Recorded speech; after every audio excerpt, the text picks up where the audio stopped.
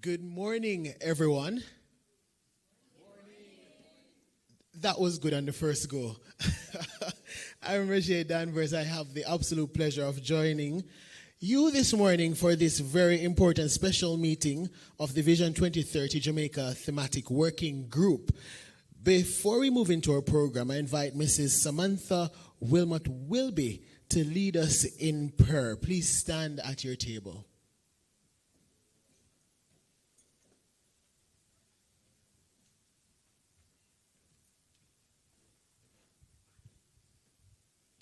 Let us pray.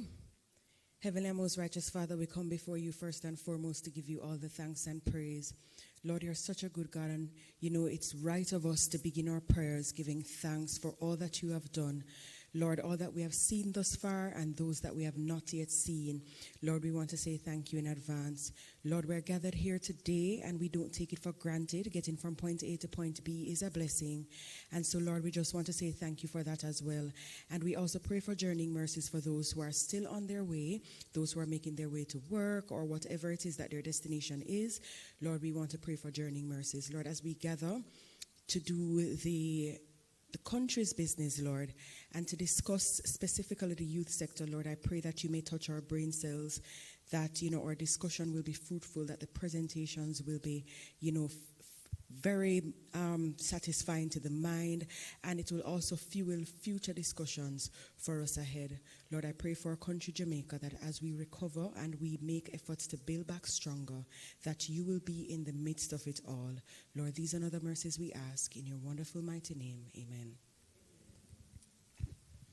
Thank you. You may be seated. So welcome again to everyone joining us in person and those joining us online. So we are very happy to have you here with us today for this special meeting. And today's meeting is especially important as we focus on youth leadership, resilience, and recovery in the wake of Hurricane Melissa. How many of you know someone that has been adversely affected by Hurricane Melissa? Yes. And how many of you like scrolling on social media and sometimes you have to stop because you're just overwhelmed by the destruction and tragedy? How many of you? Yeah, it's real. It's real. My heart goes out from many Jamaicans who are suffering. So this morning's program will be rich because we're looking at that resilience, and we're also going to be having timely presentations, interactive activities, and a play therapy demonstration, very interesting, and meaningful discussions. And of course, when you have a forum like this, what do the audience look forward to the most besides the refreshment? The prizes and surprises. And I look forward to the entertainment too. So we're going to have a special entertainment that you don't know who's coming, but let me tell you, it's going to be pretty good. So you should really stay tuned, those who are watching online, for that rich engagement. But before we begin, some of you who are watching online, maybe hearing about the Youth Thematic Working Group for the first time, and we call it the UTYG, because we're young and we're nice, and right. So the Youth TYG had its first meeting on, and by the way, I'd encourage you to listen, those in the audience and those online, listen, because this information might prove helpful a little later in the day. All right? So, the first meeting of the TYG group was October 19, 2023. October 19, 2023. And it is a team of different partners and organizations that work together to support Vision 2030 Jamaica. Our goal is to help Jamaica's youth play an active role in building the country, guided by the National Youth Policy. The group, of course, is chaired by the Ministry of Education, Skills, Youth and Information, and the Planning Institute of Jamaica, PIOJ, serves as the secretariat. So, once again, welcome and thank you for being a part of this important conversation today. It is now my pleasure to introduce the gentleman who steers the ship at the Planning Institute of Jamaica. He is the Director General, Dr. Wayne Henry. Please make him welcome.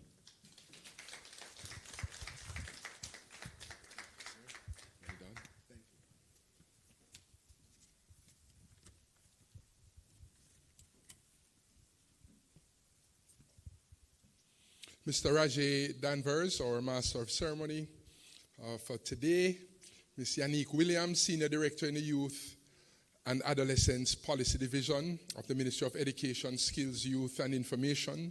Chair of the Youth Thematic Working Group, TWG, Ms. Leanne Walker, Youth and Policy Analyst in the Youth and Adolescent Policy Division of the Ministry, and co-chair of the Vision 2030 Jamaica Youth, TWG, Ms. Michelle Edwards, Senior Director, Mitigation, Planning and Research, Office of Disaster Preparedness and Emergency Management, ODPEM, Ms. Keisha Tomlinson, President, National Association of Play Therapy, Jamaica, Mrs. Nadine Brown, Director, Sustainable Development at the Planning Institute of Jamaica, members of the Vision 2030 Jamaica Youth, TWG, youth leaders, drivers and innovators, parents, teachers, community leaders and other guardians and protectors, local, regional and international development partners, other interested persons who have joined us virtually as well as in person. Good morning. Good morning. Yes, that's not so bad, but you always say it twice for some reason. Good morning. Good morning. There's an old church, you know, we lost a lot of historic churches in Melissa. There was an old church in a village that had one of these bells, you know, the church bell, that hadn't been rung in a long time. And a young man came and said, "Father, can I ring the bell?" And the priest said, "Well, it hasn't been rung in a long time, but if you want to try." And so the young man climbed up the bell tower and ran with his face and hit the bell, and the bell, bong, just began to ring. Bong, bong, went again. And everybody came out. What? The bell is ringing. Excitement, crowd gathering. And the young man went a third time, missed the bell and fell off the tower. And he was all right, you know, but paramedics came to tend to him. And one of the paramedics says, "You know, Father, do you know this young man?" And the priest says, "Well, to be honest, I don't know his name, but his face rings a bell." Let me say it's my pleasure to greet you on behalf of the Planning Institute of Jamaica, PIOJ, and to express gratitude for your attendance at this special meeting of the Youth TWG. I look forward to a productive session which will bring encouragement and facilitate information sharing. The Youth Thematic Working Group brings together key stakeholders who represent the interests and perspectives of the youth, ensuring their participation in national development planning, implementation, and accountability processes. The TWG acts as a vital link between national and community level action, promoting fair, just, and equitable alignment and development that engages and benefits all Jamaicans, both locally and in the diaspora. Today we are here to celebrate the role of youth in shaping Jamaica's future under the theme, Resilience, United in Service, Together Youth Can. This theme is especially fitting in the wake of Hurricane Melissa. Jamaica continues to confront significant challenges: the growing impacts of climate change, more intense hurricanes, shocks to our communities, pressures on our most vulnerable groups. Yet even in the face of these realities, we are shaping a future grounded not in fear, but in resilience, innovation, and unity. As outlined in Vision 2030 Jamaica National Development Plan, resilience is not just a buzzword. It is a national strategy for survival and sustainable prosperity.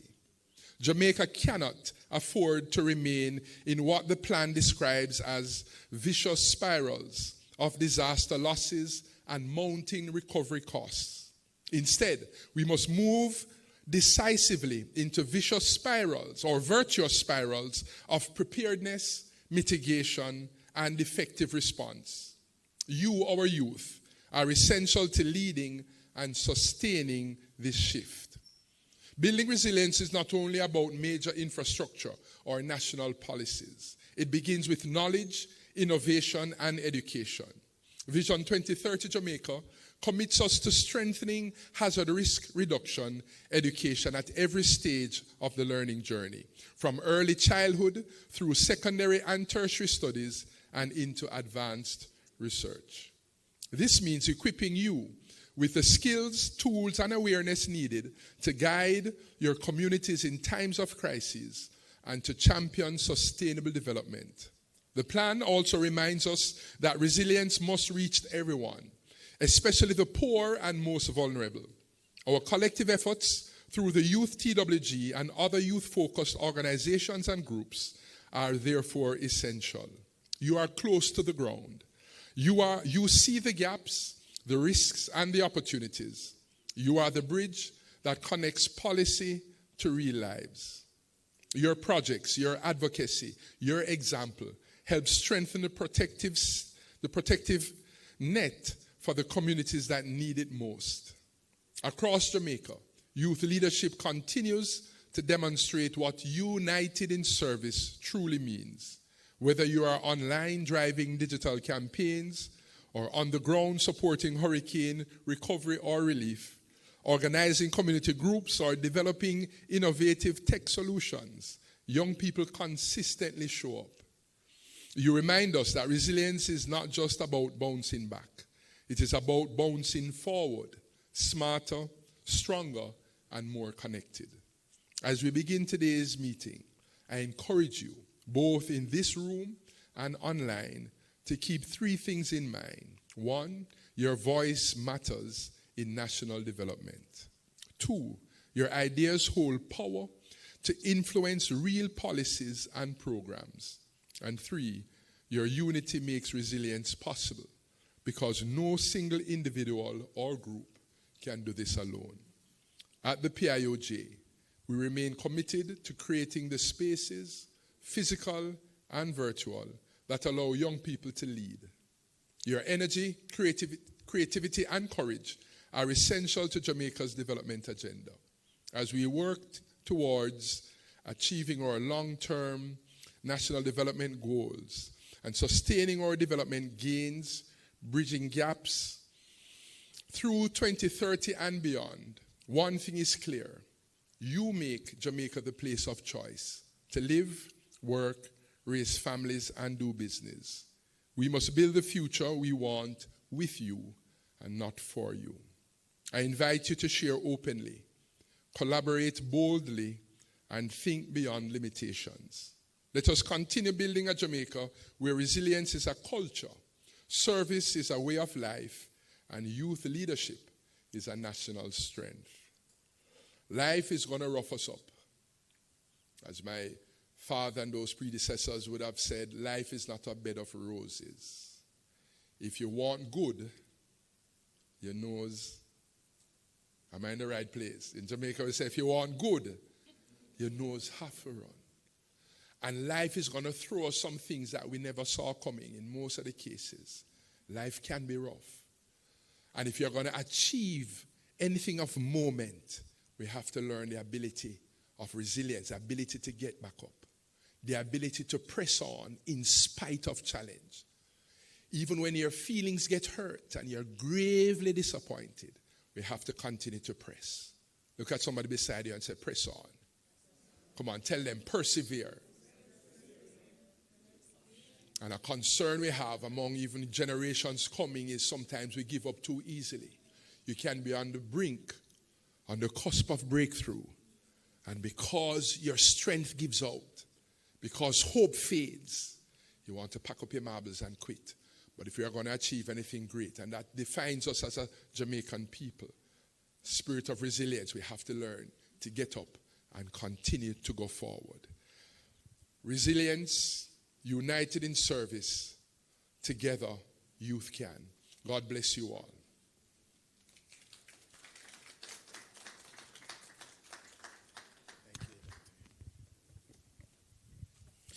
You know, it takes an expert to deliver a joke in 60 seconds.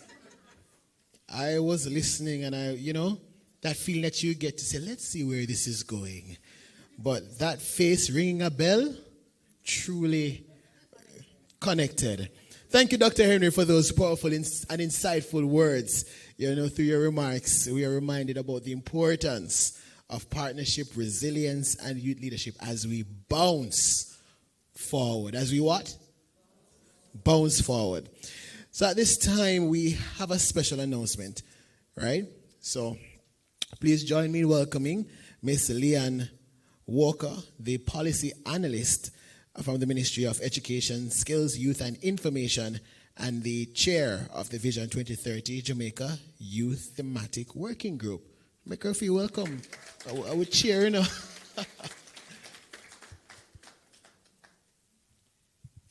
Thank you, Mr.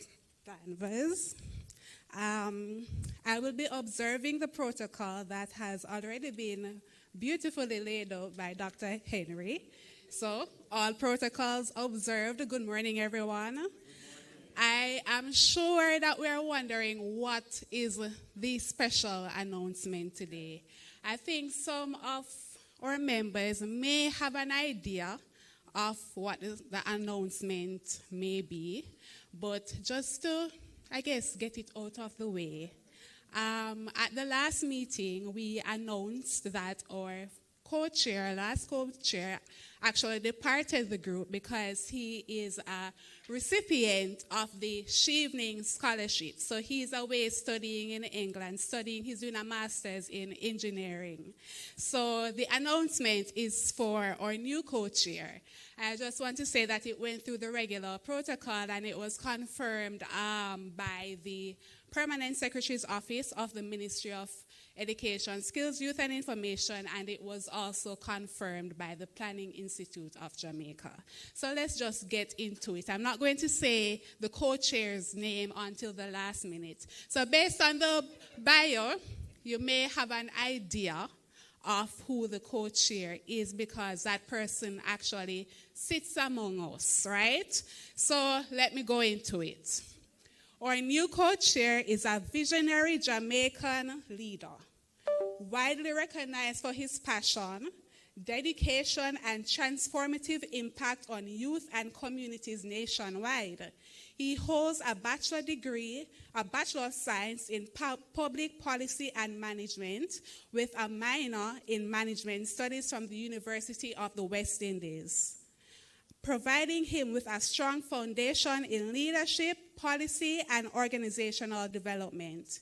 He currently serves as a procurement specialist within the government of Jamaica, where he champions transparency, accountability, and efficiency in public procurement, ensuring that national resources are managed strategically to benefit all Jamaicans. Beyond his professional achievements, he is a driving force for youth empowerment and community development.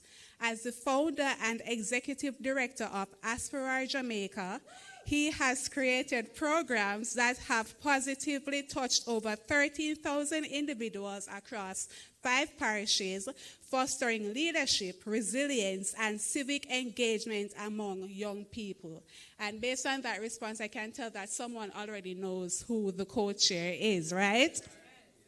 So his role as first deputy chairman of the National Youth Council of Jamaica, one of our programs within the Youth and Adolescents Policy Division, I have to say, allows him to advocate for policies and programs that equip the nation's youth with the skills, opportunities, and mindset to become proactive, responsible leaders.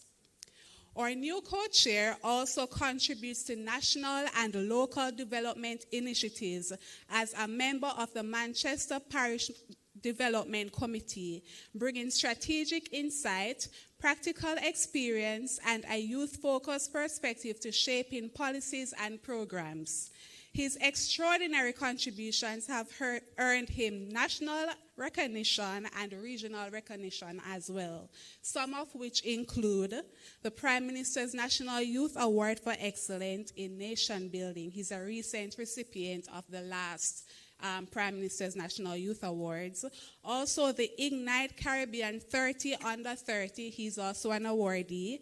The Eternal Father Awards, more specifically the Marcus Garvey Award for Community Leadership and Community Hero. And he's also been awarded for the Loop News Jamaica Labor Day Hero. Renowned for his visionary leadership, unwavering commitment to service, and ability to inspire and mobilize youth. He embodies the qualities of the ideal national youth leader. Through his work, he continues to empower young Jamaicans, strengthen communities, and contribute to building a stronger, more prosperous, and inclusive Jamaica. So I just want to say now, it is my honor to welcome our new co-chair of the Vision 2030 Jamaica Youth Thematic Working Group, Mr. Jerome Hansen. Sir, please stand. So Jerome has been with us for a few years, and so when the opportunity came up, he was first speak.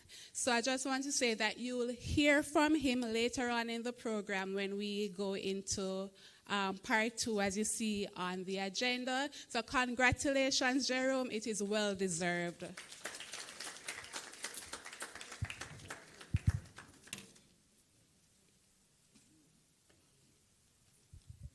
Thank you, Leanne. Isn't she pretty in pink? Yeah, man, I thought we had to tell her collectively, eh? Announcements are normally short, but when you have a bio like that, it takes a few deep breaths, eh? I see Jerome over there is just cringing. Who cringes when they hear the bio being read? Everybody. It's like that listening to your voice note. All right. So now for an icebreaker to get us more energized and productive, yeah? I want to jump into our first giveaway question/activity. So, Youth TWG members, you cannot participate. You're not eligible to answer. That's like almost out of the room, not true? All right. All right, so whether you've joined us online or in person, you're not TWG members, right? And for our online participants, your questions will be posted on our social media platforms at vision2030.ja, on Instagram at vision2030ja, and on Facebook after the live stream. So you'll get your questions. So for those in the room, right? And it's by Dr. Henry. Please, you are going to be the arbitrator because I would imagine a lot of people will be listening. So just look out. So stand up and look out for the hand that goes first. So you can throw. All right, here we go. When did the TWG have its first meeting? All right.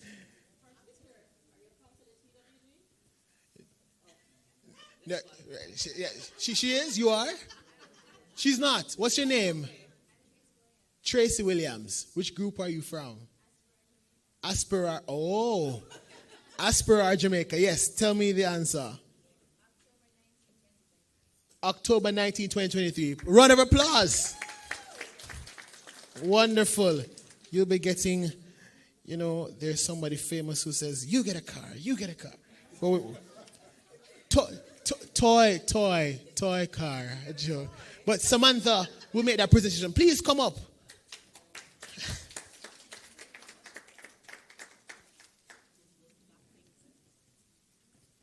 When I was speaking earlier, I saw her, jotting down, because she's like, I have to leave with something. Congratulations. A round of applause for her again.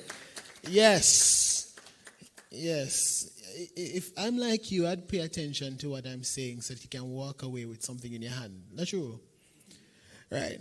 So we're going to move into our first presentation this morning. Strengthening Jamaica's youth sector, updates, actions, and post-Hurricane Melissa recovery efforts. This will be presented by the Ministry of Education, Skills, Youth, and Information. I want to point out that this lovely individual, her name is Miss Unique Williams. She's the Senior Director of the Youth and Adolescents Policy Division, and incredibly passionate about youth. She has been a youth all her life, and I think she'll continue to be a youth all her life. Make her welcome, please, Miss Unique Williams.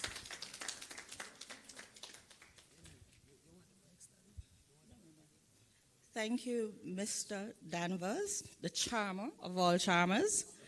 There's a special feeling I get when I come into these spaces and see my young people. And I'm proud to say my young people, not because I'm seasoned and mature, because we know that these young people are direct beneficiaries of the youth development sector. And it reminds us that all is not lost. The future of Jamaica really looks good. Mr. Danvers wears many hats. When I entered this morning and I realized that he was a moderator, I asked, what are you representing, who you're representing? He was just technical working group and he was being modest. I'm proud of you as a beneficiary of the youth division and the youth sector. Dr. Wayne Henry, Director General, Planning Institute of Jamaica. Mrs. Peja Brian Lee, Program Director, Vision 2030, Jamaica Secretariat. Mrs. Samantha Wilmot Wilby, Localization and Stakeholder Engagement Coordinator, Vision 2030. Ms. Leanne Walker, Chair of the Technical Working Group and Policy Analyst in the Youth and Adolescents Policy Division. Mr. Jerome Hanson, Co-Chair of the Technical Working Group. Man that wear many hats as well, and congratulations on your recent appointment, a part of the Youth Advisory Council of Jamaica.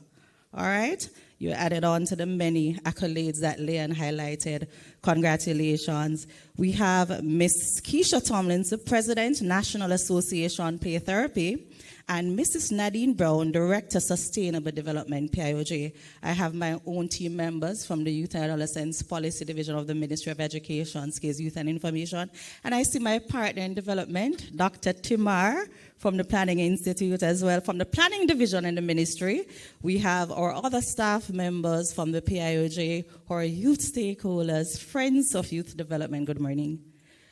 As you're aware, I think by now we can say that Youth Month in Jamaica is a staple. Is it? We all know about Youth Month, right?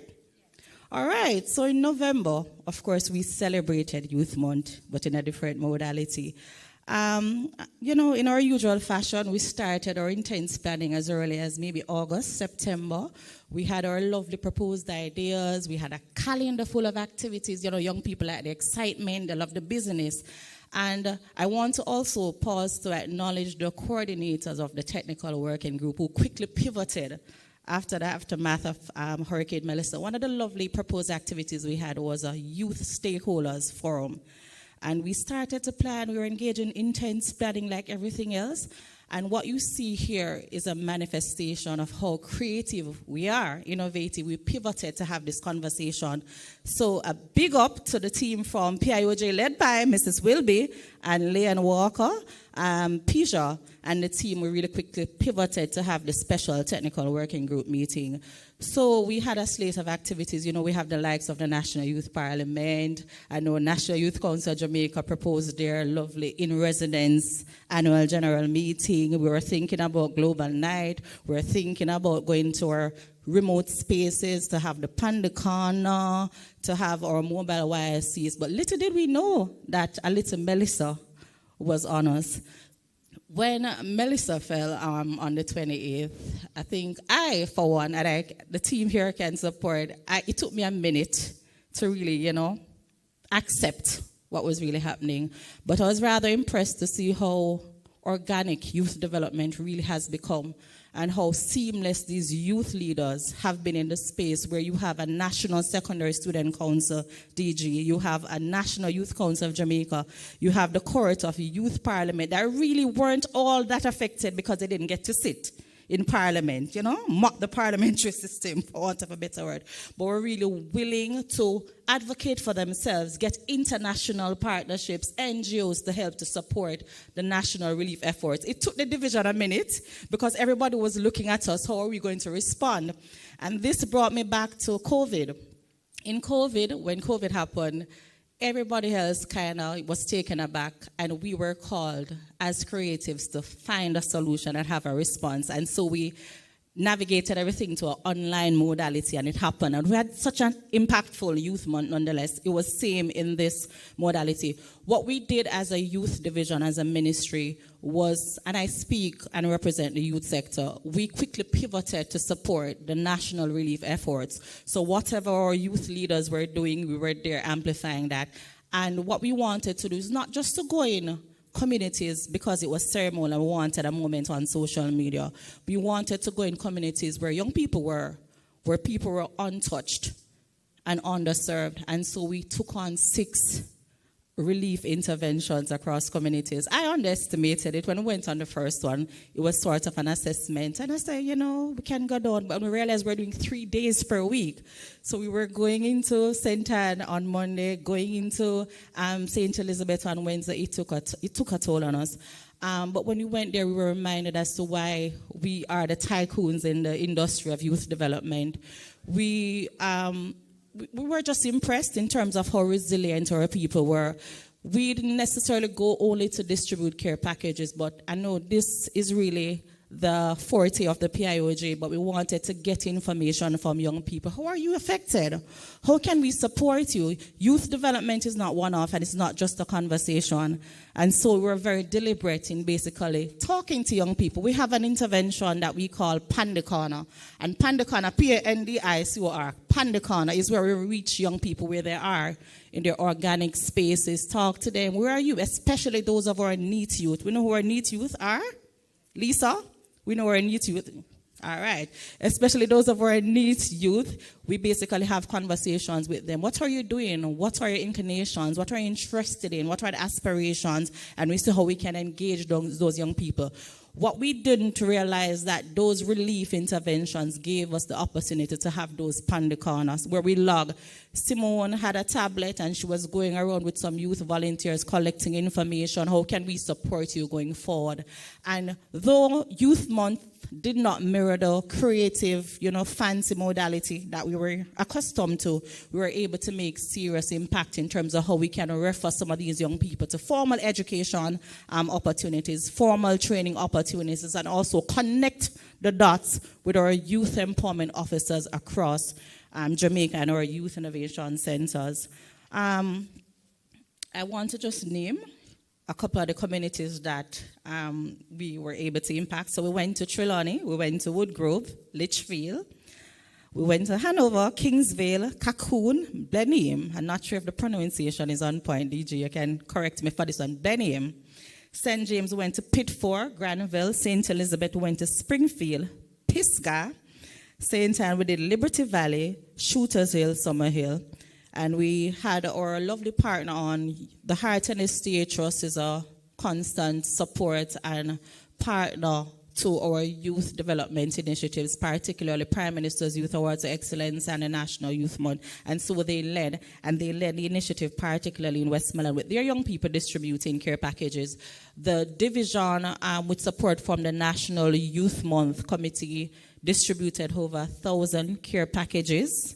We look about with Talawa, we begged how we could, we bought what we couldn't beg, and went into these communities and distributed over 1,000 care packages. Of course, the activities, as I mentioned before, looked differently, but we managed to have 2 in-person activities. We wanted church, we call it a faith-based celebration, is very big on our agenda. Usually we start our youth month with church, but we didn't get to start our youth month with church, so we ended in Manchester with church. I love the Thanksgiving that we had on Sunday. We had our young people there from our youth council, from our newly appointed members from the YACJ, the Jamaica Prefecture Body, Jamaica Union of Tertiary Students, and we came out and we worshiped because we are here in Kingston, and we always have to remember Kingston is not Jamaica. And it looks somewhat normal for us until we get an idea, going to the western end of the island, central, the 6 affected parishes, and you realize that the realities are different. So we have much to give God thanks for.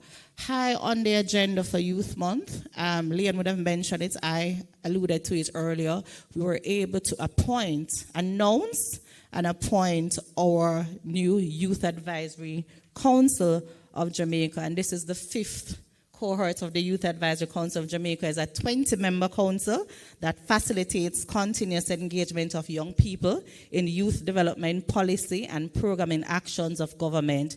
The YSCJ, you know, the ministry, it's funny, we're a ministry of acronyms. And sometimes we have to remember we're not presenting for ourselves. So the YSCJ, Youth Advisory Council, is one structure geared towards the fulfillment of Goal 6 of the CARICOM Youth Development Goals and prior to Area 4 of the National Youth Policy, which seeks to ensure and enhance youth participation in all levels of decision-making, program implementation, and oversight. The YSCJ officially met with our minister, Senator Dr. the Honorable Morris Dixon, last week, and were promptly welcomed to another Youth Advisory Council member newly appointed, Ms. Christina Williams. Were promptly integrated in their roles and were assigned to research in various policy areas that demanded their expertise and critical thinking advancing the ministry's youth development journal. One of the Youth Advisory Council's objectives is to integrate the needs of young people into government's policies and integrating strategies through youth mainstreaming. The Ministry of Education, Skills, Youth and Information through the Youth Division continues to provide these and similar platforms for youth to maximize their fullest potential. The Youth and Adolescents Policy Division supports the youth sector by developing and implementing national policies, managing empowerment programs, and operating youth innovation centers island-wide.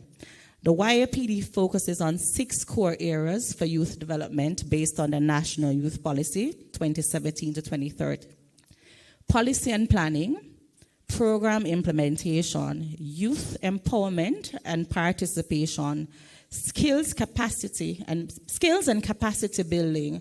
The YAPD collaborates with other organizations such as the Heart and Estate Trust, as I would have mentioned before, to expand training opportunities for particularly unattached and underserved communities.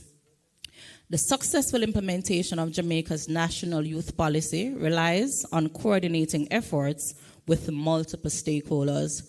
The YAPD collaborates with government agencies, the private sector, NGOs, communities, and international partners to ensure comprehensive support for young people.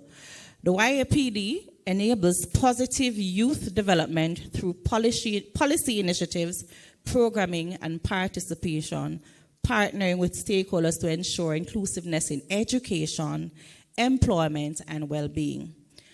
This work directly contributes to achieving the SDGs by empowering young people with the skills and opportunities needed to participate in and lead national development.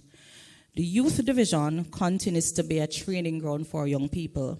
We continue to create a safe space for young people where they can access the tools they need to be well-adjusted, positive role models, and exceptional leaders, unlocking their untapped and maximum potential. As youth development continues to evolve, our youth development practitioners are also learning and unlearning and are influenced and inspired by the invaluable insights that our young people have to offer. We consistently adjust and adapt to their diverse needs, though through positive youth development lens. I believe firmly that Jamaica has a great model for youth development. You believe that? And has many best practices and remarkable approaches for informing the global youth development space. Let us continue, to our youth leaders, let us continue to be unstoppable, remarkable, and resilient as a people as we collectively build Jamaica. And the theme for Youth Month, has originally conceptualized, would have been Youth Can. But we went back, and because we're creatives, we're innovative, we wanted to see how we could support the National Relief Trust. And so we added on Youth Can Rebuild Jamaica. And that is a campaign that we'll be carrying, and the messaging that we'll be carrying throughout the entire 25, 26, and up to 2030, because it's really a call to action to remind our young people that they're architects of change and development. Continue to support youth development. It's looking good for Jamaica. Continue to show up and be consistent. Have a lovely day.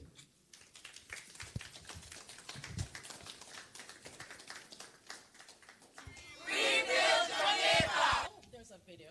Thanks, Ian. Go ahead. 2, 3. You can rebuild Jamaica.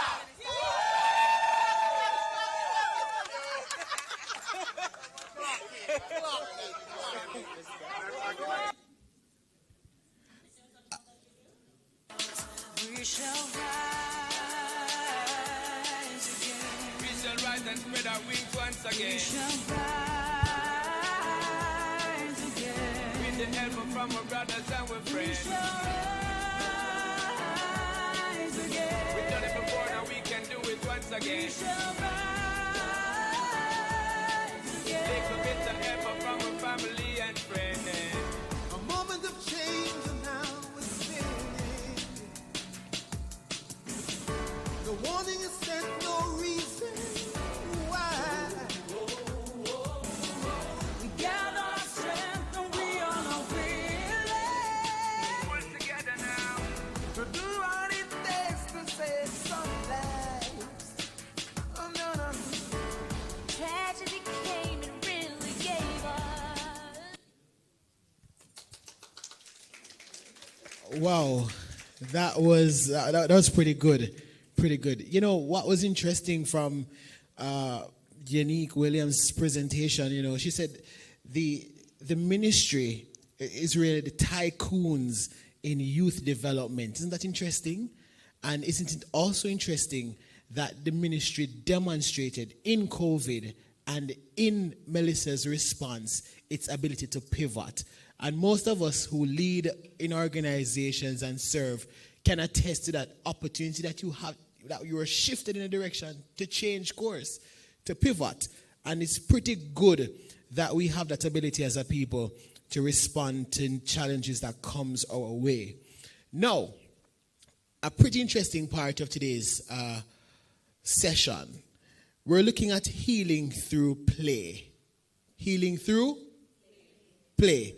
And it's guided activities for children, youth, and families coping with post-hurricane trauma. And this is going to be presented by Ms. Keisha Tomlinson, who is the president of the National Association of Play Therapy Jamaica. You know about that group? You know about that place? All right, so show of hands. Well, show me a pen. To participate, you need a pen. So hold up your pen. And for those who are online, if you're at your desk, if you're in a living room, if you're in a kitchen, go get a pen. And you have a paper, right? Y'all got papers. Christina, you have your pen and paper? Good. I'm picking on you because Yanni did earlier. Right. So I see the secretariat ensuring that folks get some pens and some paper. Great.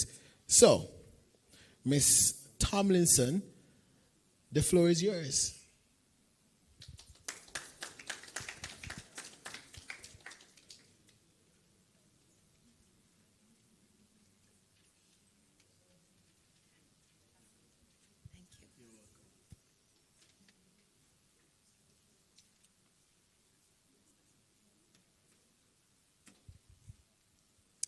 Good morning, everyone. All protocols observed.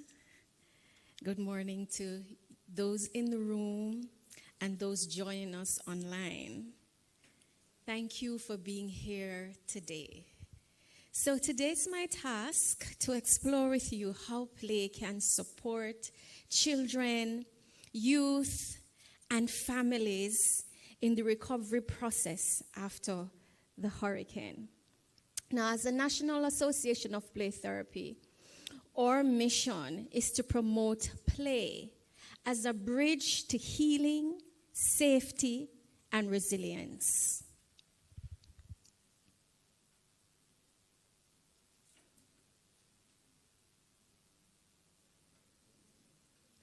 Now, I want to ask, when you think of play, what comes to mind?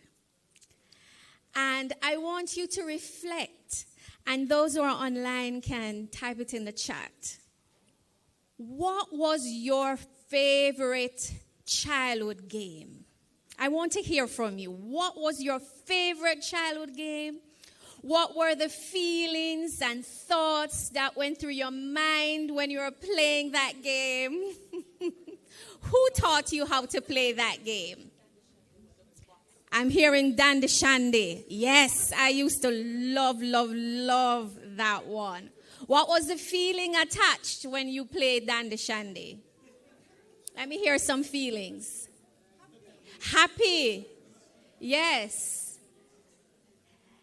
Anybody else? What was your favorite childhood game? Chinese skip. What was the feeling attached? when you think of Chinese skip? Joy and more joy. Thank you. Anyone else? 1, 2, 3, red light. What was the feeling attached for you? Fun and more fun, right? And I hear another game in the center. Stocky. I remember Stocky. What was the feeling attached for Stocky? Fun, right? When we think about games, we think about joy, we think about fun, we think about pure excitement. And as children, you don't even want to stop. You forget that you're hungry. You're not hungry when you're playing. You are free, right? And you are having great fun. So it was, games are like the happy place for a child. Now, play, as was mentioned earlier, create that happy place. It releases endorphins, those happy, emotions. It's about creativity. It's about spontaneity. It's about freedom. And for us as practitioners, play is used as a therapeutic modality. So you have what is called a play therapist, and you have therapeutic play practitioner. And for those two professions, the main objective in the use of play has a therapeutic goal. And it is used to help persons, or in particular children, who are struggling, who might have emotional issues, who might have mental health issues, and even for special needs, those who are autistic, and those who might be having ADHD. And what play does, play allows children to use that opportunity to express themselves. They don't need words when you are playing.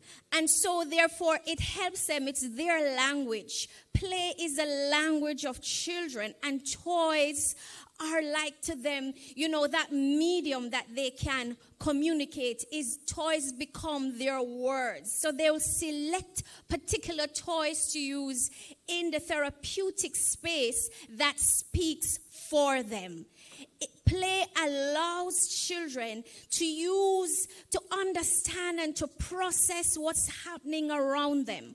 Unlike adults who will sit and talk for hours, children don't have that vocabulary to express themselves. And therefore, they use that to communicate and to understand and process what might be happening around them. And if you observe children, they might go to school and something happens. And they have teddy bears and dolls, and they come home and you see them talking to the doll as the teacher and disciplining the doll and asking for homework. They are processing what happened at school today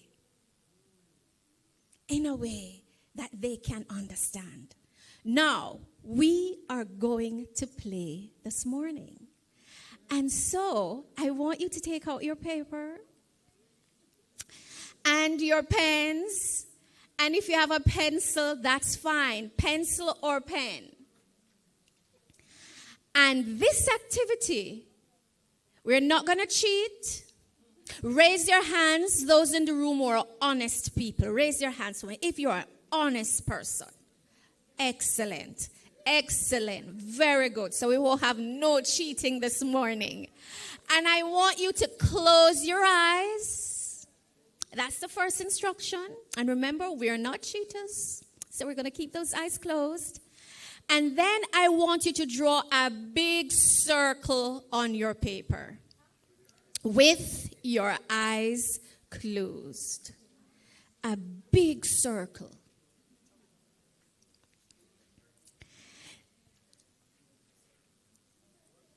Then I want you to add the eyes. Keep your eyes closed. We're not cheating now. Then I want you to add the nose. And then we're going to add the mouth.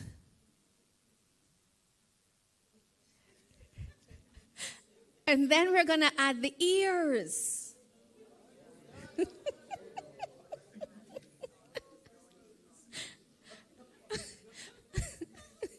Then we're going to add a hat on the, on the head. And then we're going to add the neck.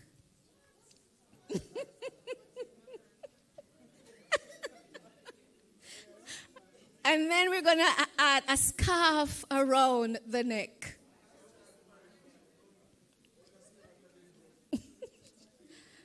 Very good. Now I want you to open your eyes and look at your beautiful creation and show the person next to you.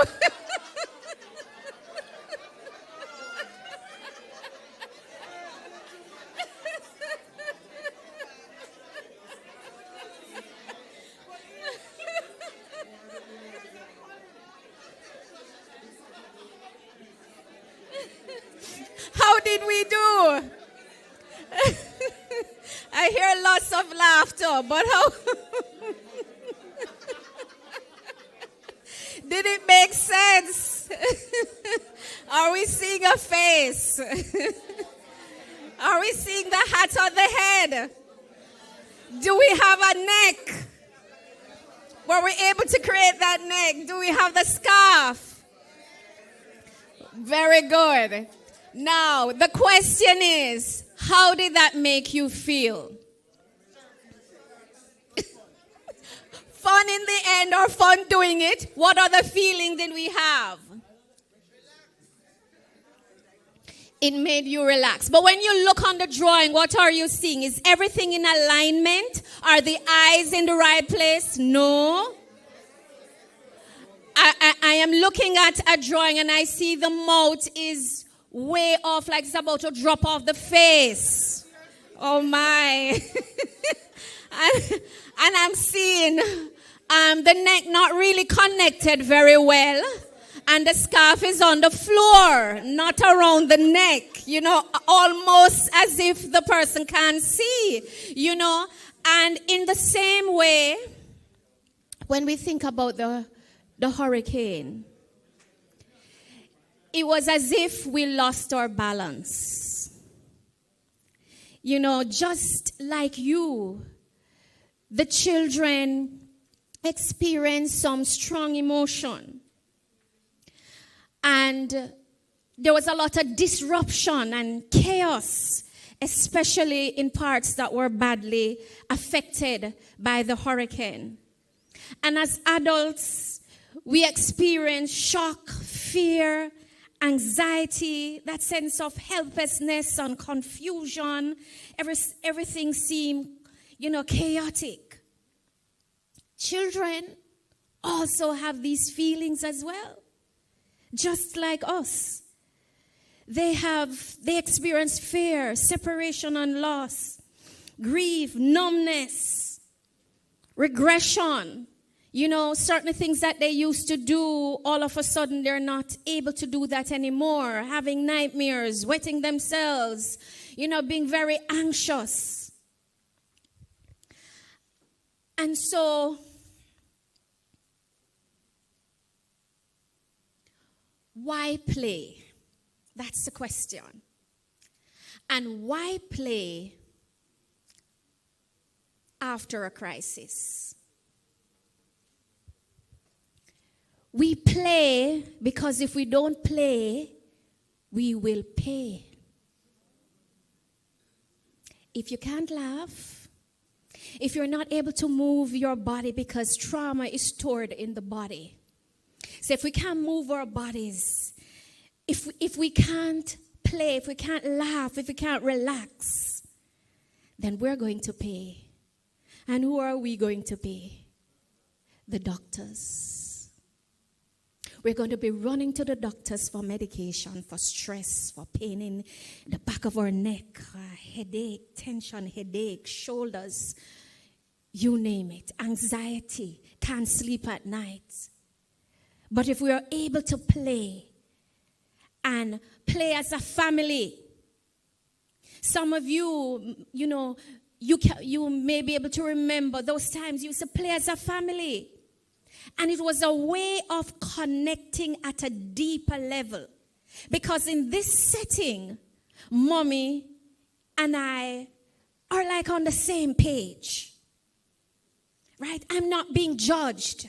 I am free. I can lead. And everybody seemed calm and happy.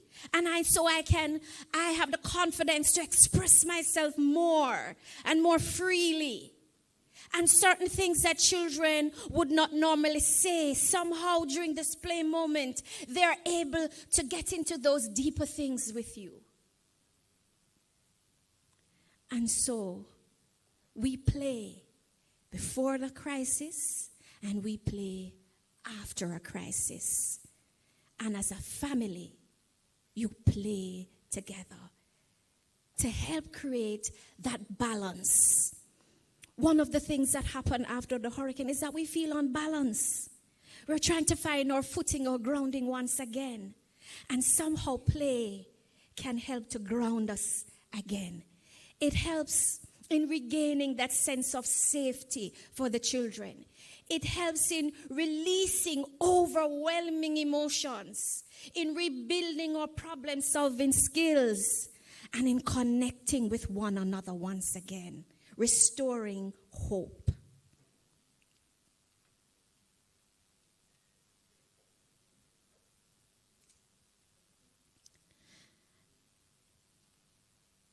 Now, there are three things that we must bear in mind as we work with children, especially during this time. And I know there are youth workers in the audience and online. One of the first things as you go out and you're working and engaging these children, one of the first things you want to secure is safety. You want to check to make sure that the environment is safe, that persons are physically safe and are emotionally secure. You want to check in. How are you feeling? Right? What is happening? How are you feeling today? So physical safety and emotional safety. You want to ensure that at first. Then another thing that is important is structure. We want to get back to our routine. Right? To what's, the structure that is predictable routine to help children regulate their nervous system once again. Remember, if you are doing something and it's unpredictable, what happened? How do you feel? Anxious. Because you don't know what is going to happen. You feel fearful, uncertain. But if you know that when you get up at 8, you go to school, at 2:30 school ends, you come home, and then we have homework time, family time, dinner time, and bedtime, then there is a routine.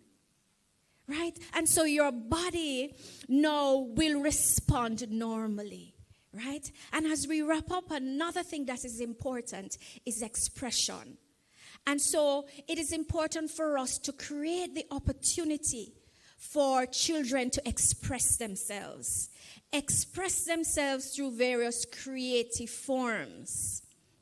Right? So you support children during this time by providing those opportunities through music, creative expression. Through music, you engage them in sports, storytelling, and just playing. Remember, we started off with the ring games.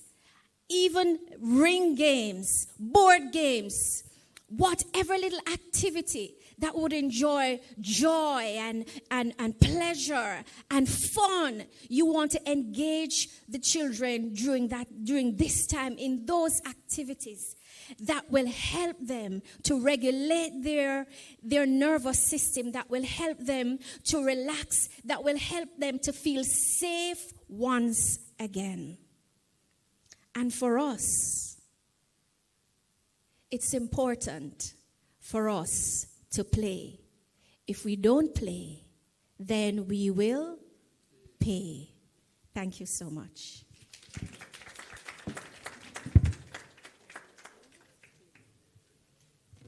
If you don't play, what will you do? Yes, I don't mind getting paid to play. I wouldn't mind that. I would sign up for that any day, any time. Wasn't that an interesting activity? Yes. Most of you should be proud of your artwork. Don't be ashamed of it, Take a picture, post it on your stories, and say, this is my finest work yet. All right, for those who are online. I'm very curious about what yours look like. If you're bold enough, upload it and tag. Yeah, you might get a prize. They might invite you to come down to PIOJ to pick up something. But you have to show us proof that you closed your eyes, So you have to work on that part. We're moving swiftly, and we're moving to the part of understanding the damage and loss and how this information aids Jamaica's recovery efforts. The person who will be presenting that is Mrs. Nadine Brown. She's the Director of the Sustainable Development, the Director of Sustainable Development in the Planning Institute of Jamaica. Yes, so please make her welcome. And I hope you have a game for us too, I'm joking.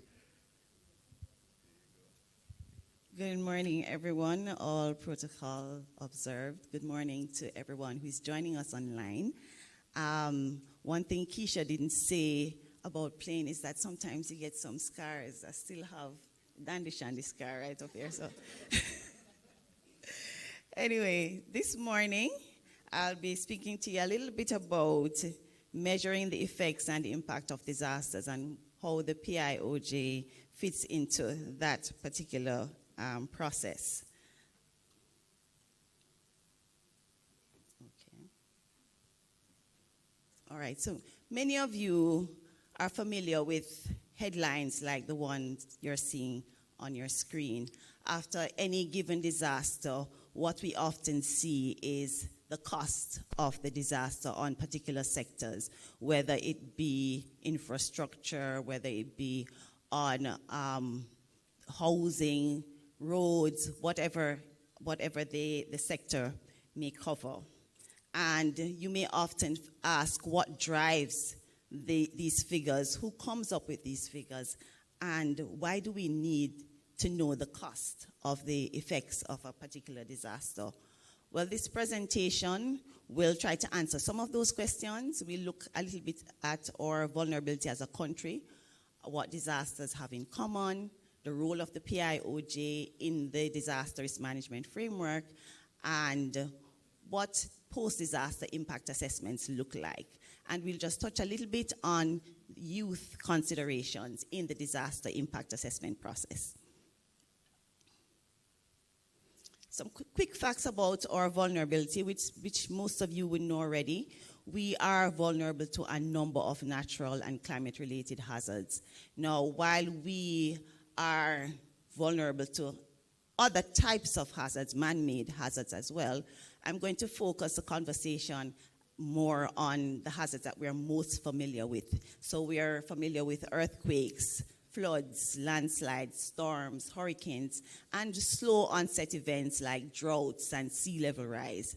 Jamaica has been described as being climate sensitive, and our own Prof. Michael Taylor described that as when our economies and the daily ordering of life of the people and the natural systems are extremely responsive to variations in climate on whatever time scale they occur.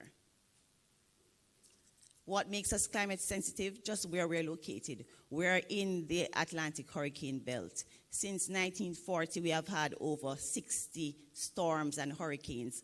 Over 16 of them have been major hurricanes over Category 3. We have a small landmass and topography which influence where we settle. So we have over 60% of our population living within 5 kilometers of the coastline. Our key economic sectors like tourism, agriculture, they are heavily dependent on favorable climatic conditions, and there's low adaptive capacity in these sectors. The droughts that we experience almost on an annual basis is a reminder that we are heavily dependent on rainfall as the main source of replenishing our water resources. And although we are exposed to different types of hazards, the disasters that they cause have three things in common. They have effects, so that's damage to physical assets and loss or change in economic flows, and I'll speak about this a little bit more. They also impact our macroeconomy, the health of our economy, and most importantly, the quality of human life and the effects on livelihoods. They also have a recovery cost, cost of reconstruction, cost of restoration and rehabilitation. And we would hope that in the recovery, we focus on building back better or building with resilience. So just a quick coverage of what damage and loss is. So damage really looks at the effects the disaster has on the assets of each sector, the physical assets, whether it is your building, your roads, or your machinery. Loss, on the other hand, looks at what is the value of the goods that are no longer produced or the services that's no longer produced. So when your tourism sector is down, you lose revenue from tourists not coming in, purchasing items, etc. The hotels lose. Additional cost is what you have to put in place just in order to tide you over until you are restored or until you have reconstructed whatever has been lost. So in the case of our hospitals, if you have to set up a field hospital, that's the additional cost. In the case of our schools, if we have to rent a particular building in order to have classes, that's additional cost. So all of that is considered when we're assessing loss and damage. And how does the PIOJ fit into all of this? You may be asking. Let's go back to our National Disaster Risk Management Council, or framework. The framework consists of, it's led by our Prime Minister, who is the chairman of the National Disaster Risk Management Council, and it is coordinated by the Director General of the ODPM. And the council has 7 committees which support all its activities. And the committees are shown there, and how the PIOJ fits in is that it chairs the Recovery Planning Committee. So our Director General is the chairperson of the Recovery Planning Committee. And that committee basically ensures that adequate mechanisms are in place for effective recovery, rehabilitation, and reconstruction. And all of that is towards improving the lives and livelihoods of persons who were impacted by a particular event, improving the infrastructure, the environment, and also the capacities of the organizations involved in disaster risk management to ensure that they can withstand the future hazards, or they are equipped to handle future hazards. I'm going very quickly because I know we have 10 minutes. So where the PIOJ comes in is that we conduct post-disaster impact assessment. Now, we work very closely with the Office of Disaster Preparedness and Emergency Management. They conduct an initial damage assessment to just get a sense of what are the immediate needs and what is required for early recovery. And there's a handshake between the ODPM and the PIOJ. When they complete this initial damage assessment report, we take the baton and we prepare a more detailed damage and loss assessment report. And we have used 2 methodologies in the past: the damage and loss assessment methodology, or the post-disaster needs assessment methodology. And these are internationally recognized methodologies that were developed by the UN and the World Bank. For Hurricane Melissa, however, we'll be using the damage and loss assessment methodology. And because of the scale of the disaster, we'll be getting some support from the United Nations and the IDB. Now, normally, the report is prepared by the PIOJ with the support of a damage and loss assessment core team. Now, that core team is chaired by the PIOJ.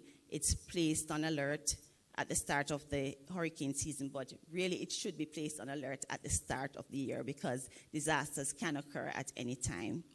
It comprises representatives from various ministries, departments, and agencies, including the private sector or utility companies.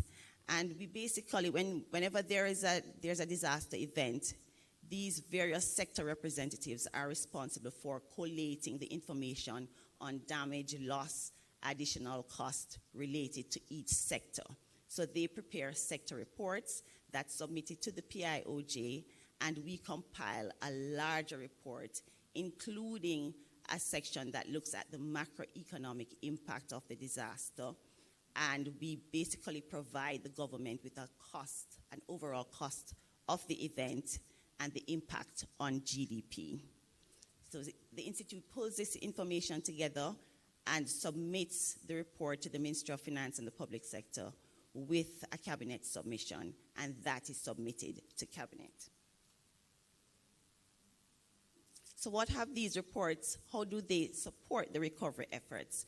We have used it to quantify the social and financial recovery needs associated with a particular disaster, and we try to emphasize building back better.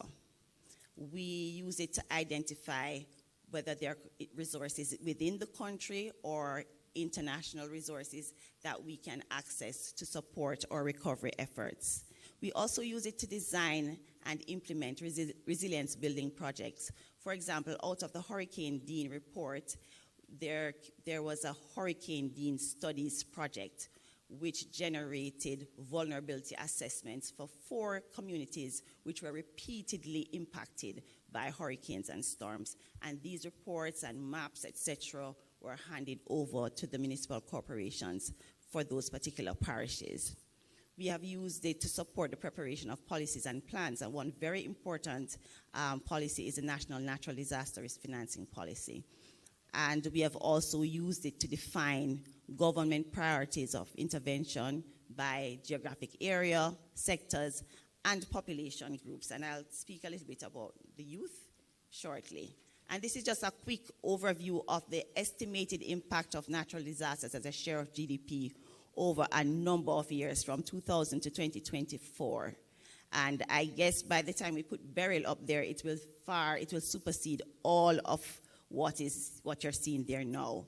Over the last 24 years, we have had over $194 billion in loss and damage, or 1.3% of GDP. So you heard DG spoke to it.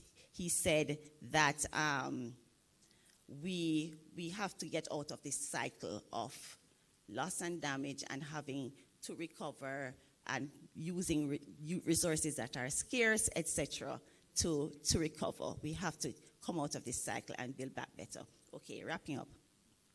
So youth, how do we consider youth in the entire process? Youth, we recognize in the process that youth are disproportionately impacted by disasters. There is disruption of schooling, and you heard Keisha speak to it earlier. There's heightened vulnerability to exploitation. And when we prepare our report, youth considerations are streamlined right throughout the report, whether it's when we're looking at schools, the damage to schools, interruption in the teaching learning process, and the employment and livelihoods, how disasters affect youth employment, health and protection, psychosocial impacts. You heard Keisha spoke about that earlier as well, and risk of exploitation or violence against youth. And we also see youth not only as victims of the disaster, but also as catalysts in helping restoration. So they can help with restoration and recovery planning, and so they're also considered in the recovery planning process in that way. So key takeaways, these assessments, the damage and loss assessments assist governments in estimating the extent of the disasters and the impact it has on the various sectors, and this is towards the development of an appropriate recovery strategy focused on building back better. It is also useful for tracking the cost of loss and damage over the years, just to see how much we have been spending, how much it has been costing the government, and also to inform the building of resilience building projects and programs. And also that youth are considered mainly through sectoral impacts, whether it is education or employment, and they are highlighted as a vulnerable group whose needs must be addressed in recovery planning. Thank you.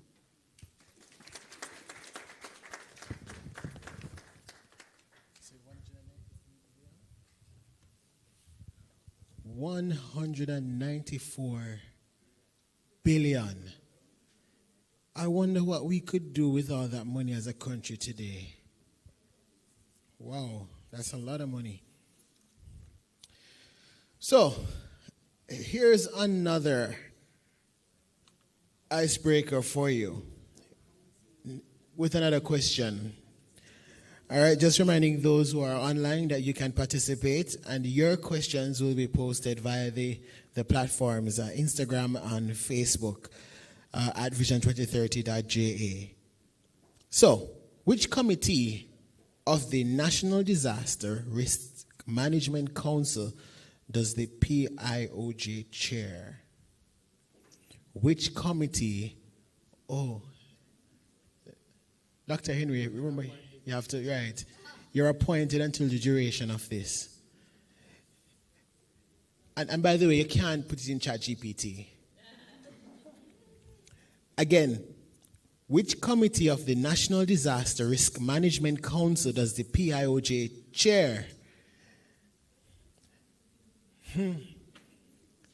All right? Yes. A round of applause. What's the name? Trudy Lee Banton. Which organization? Panton. Representing the homeschool community. Congratulations. Come forward for your prize. Yes. Please. I want you to tell me how you knew that. What gave it away? Because majority of the room was like, I don't know that. I must say, where am get that from? She take good notes, huh? Another round of applause for Miss Panton. Thank you, Mrs. Wilby, for making that presentation. All right. I hear that if that one goes quickly, I can do another one. I'm allowed to, yes. So, here's the other question now. Here's the other question. Here we go. After a stressful event, like a hurricane, you following? What is one way play can help children? Okay, I saw your hand first. Around the back. Yes, come. Oh, no, man, at the back. Yes.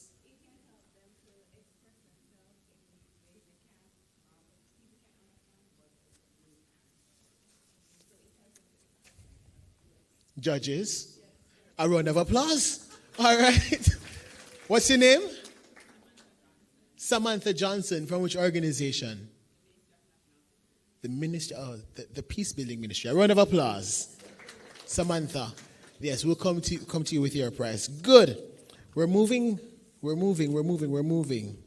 So, our next presentation comes from the Office of Disaster Preparedness and Emergency Management.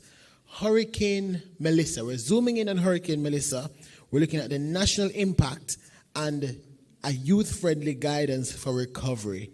This will be done, presented by Miss Michelle Edwards, who's a senior director with responsibility for mitigation, planning, and research from ODPEM. Please make her welcome.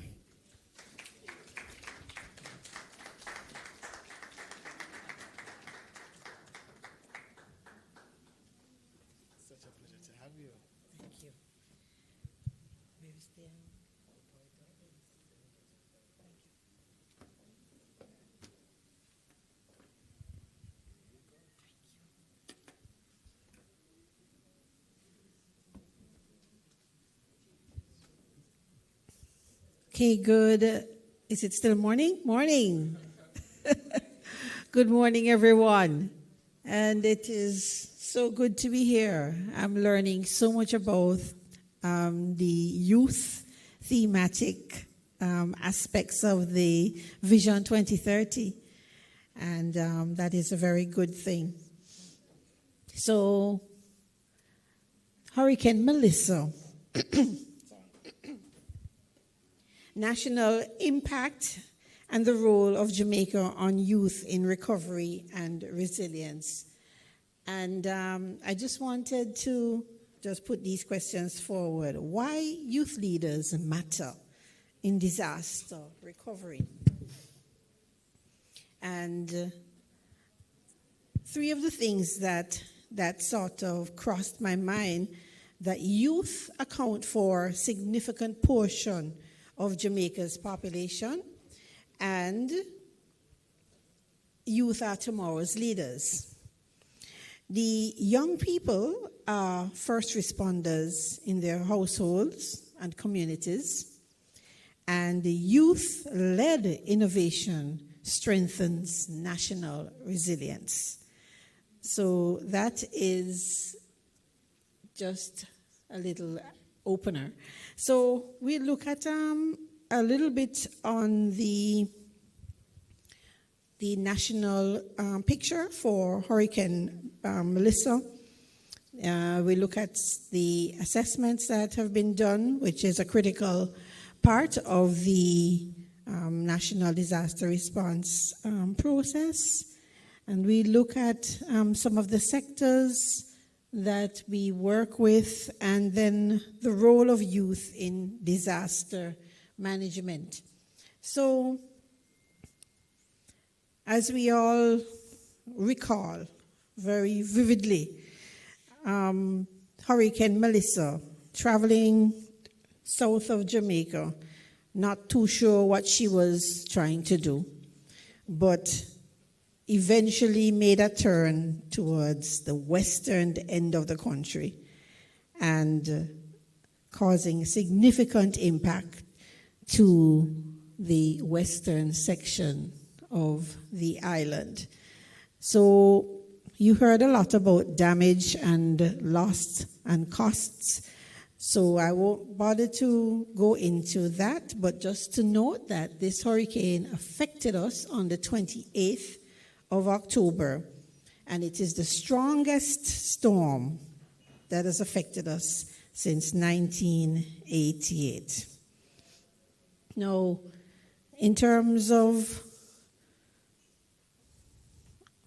the overview of the national impact, Melissa has had far-reaching effects.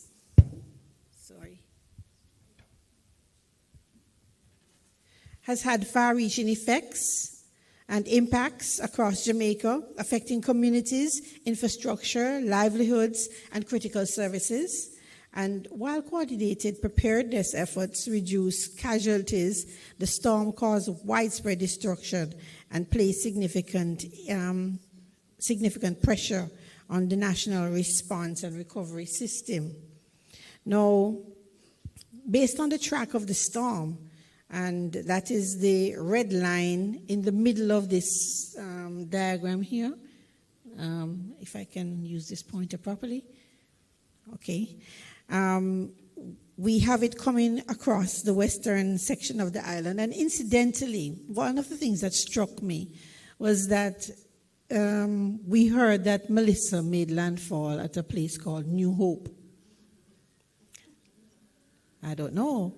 So maybe that's a nice challenge for the youth. New Hope. Okay. All right. So these are the parishes that were significantly impacted. You have the deep red, the worst impacted parishes at St. Elizabeth and Westmoreland. And then you have Hanover, St. James, and Trelawney, a little lighter red, and then St. Anne, which is in yellow. And one of the ways that we classify damage, it's 4 levels of damage. We have a level 1, which is no damage at all. And then we have level 2, which is minor damage, level 3, which is major damage, and level 4, which is totally destroyed. And this next image will give us a sort of idea of some of the damage impacts across the western section of the island. Those deep reds are the totally destroyed. This is an early version of a map that was done, And as we go along and we do the assessments, more data is collected. So most of the severely impacted parishes, and we call them the Big Five. And so here we have some images of sandy ground in St. Elizabeth. And you have severe roof damage, infrastructure damage, and destruction. Down trees in this area.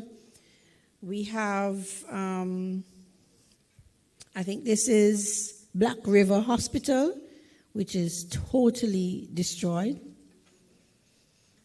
I think this is also Black River as well, where we have total destruction.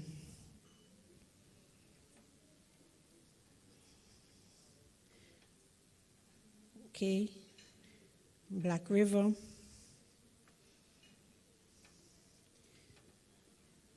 And then this one is in Savlamar. So there are several images of damage as we go through. These are images across Western Jamaica. So just to give you an idea of what the actual damage looks like for those who haven't been out there as yet. So that's just a quick snapshot of how the damage looks. In this picture, we have Hanover up in the top. We have Bogue St. James in the middle. We have John's Hall and St. James on the far right. And then on the bottom, we have Cambridge in St. James. We have Trelawney in the middle and Irwin St. James at the far left. So these are some of the images of the impacts. Now, I just wanted to pull out this slide just to highlight that how the assessments are done, the damage assessment. So where you see the photographs and the lines to various locations on the map, that is depicting the damage at that particular location. And then, of course, how the assessments are done. We have persons that would go out and map this information, pick up the information by geotagging. I have 1 minute left. Oh, dear.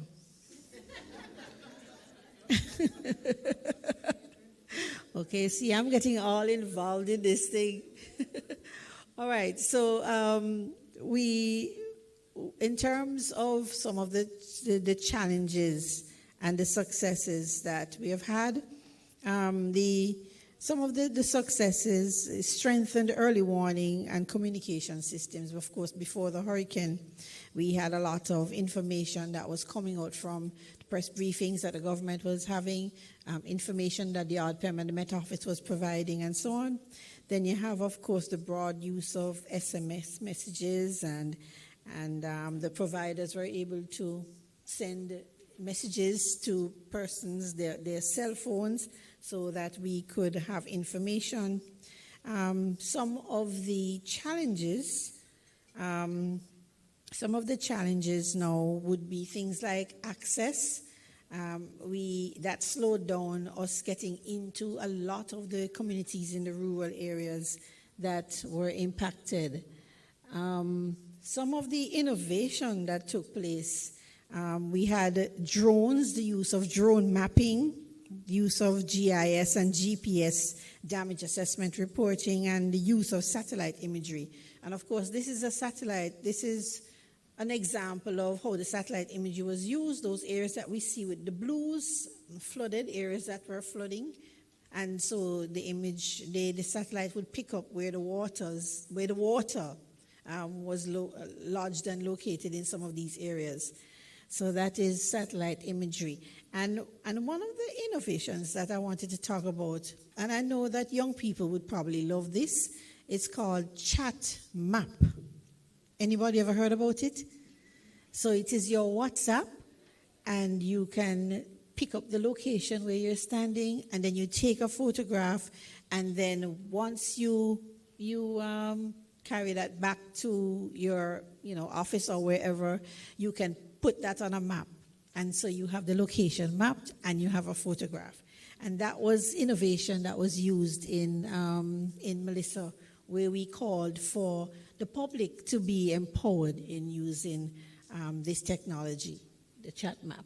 All right, I'm going to skip these. Well, these just to show you some of the sectors that we're working with, especially in recovery, to bring things back to some kind of stabilization. And I'm going to skip these. So what are we doing now? And I just wanted to show where we are. We are currently at 100 active shelters, still activated. We have approximately 869 affected population.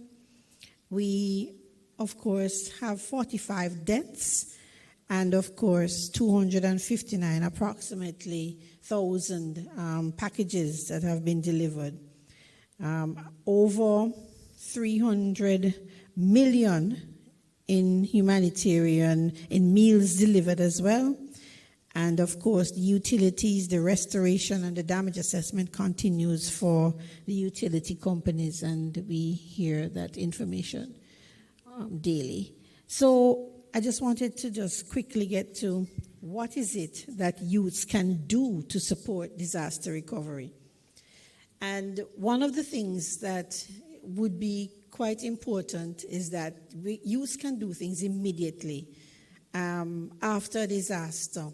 So you can share information in your communities, you can assist your neighbors, you can assist vulnerable persons in the community. Some communities would have disaster plans, and so in those plans they would know who are the vulnerable persons, where they live, and so persons can be, of course, tasked to support. You can volunteer in terms of supporting evacuation, shelter setup, needs assessment. We can also support the national recovery effort. So youths can volunteer with the Red Cross, national government organizations, school clubs, and we have a lot of that. And we can help to map community risks and assets. We can support distribution and of relief supplies, and of course engaged in community needs assessment and surveys. Now, one of the things that was spoken about already was the psychosocial concerns when we have a disaster. And I know that everybody's artwork can be sold for at least $500,000.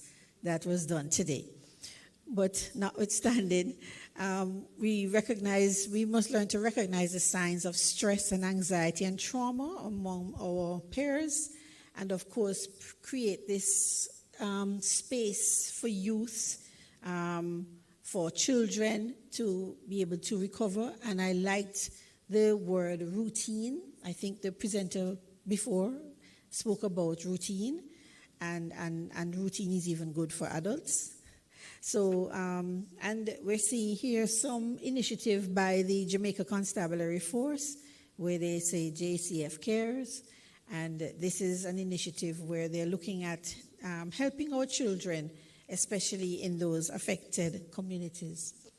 So I just have 2 more slides. And so these are some long-term resilience building activities that youths and young people can participate in. Of course, you have the clubs, we have the Youth Ambassador Program, and ODPEM has a Youth Ambassador Program. So we need to see how we can look at the work that's being done under the Vision 2030 so that the Youth Ambassador can also be captured there. And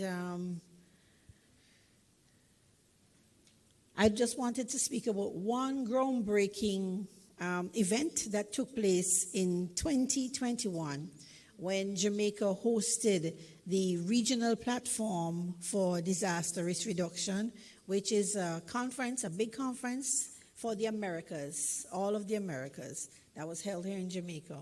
And in that conference, it is a conference that happens every 2 years.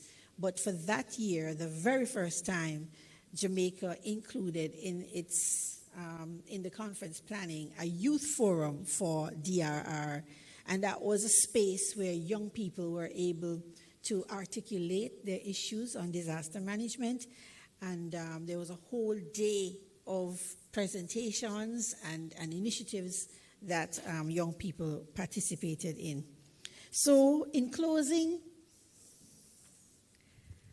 youths are central to Jamaica's long-term development and resilience goals. And of course, our actions today will shape our Jamaica for tomorrow. So my encouragement for you is to stay informed, stay prepared, and stay engaged. And let us build a safer, stronger Jamaica together.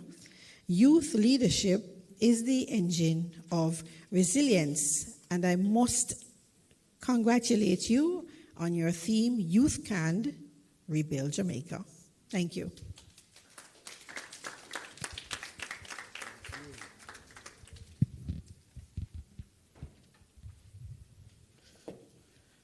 Thank you, ADPEM, for showing us the real numbers and showing your coordinating role and encouraging Jamaica's young people, through this platform to get involved in the process of recovery.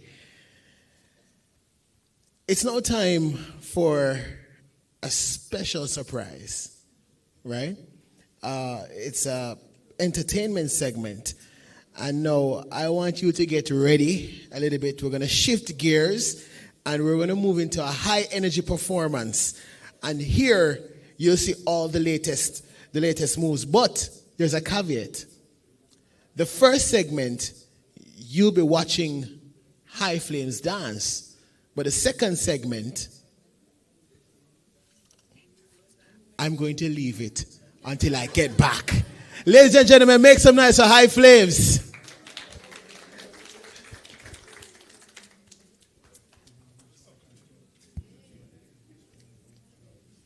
Now keep it going, keep it going, keep it going. Keep it going, man. Thank you. The music is queued up. Wait, so how many still take out on the phone?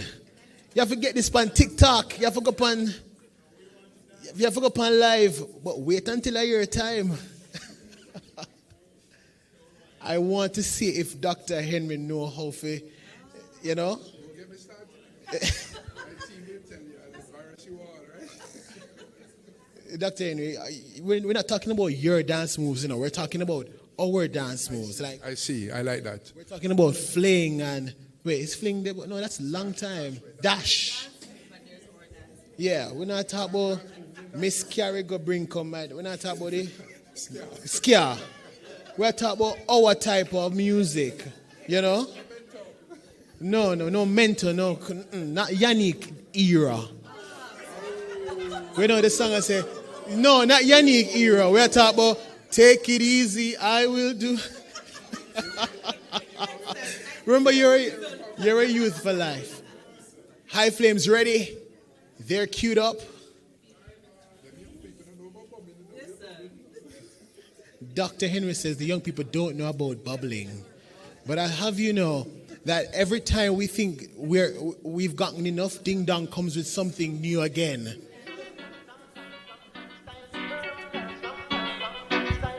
I want flames Hey, Agosa.